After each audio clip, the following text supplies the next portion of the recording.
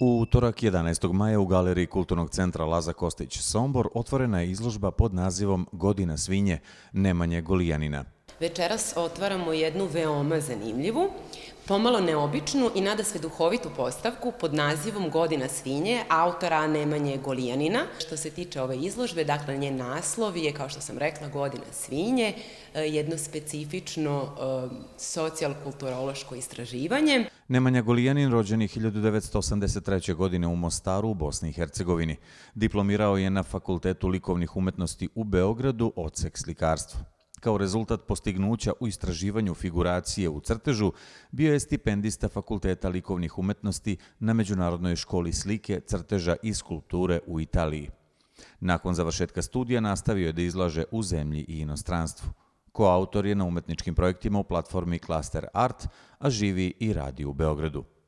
Posetioci će biti u prilici da uz poštovanje mera prevencije posete ovu izložbu sve do 29. maja ove godine.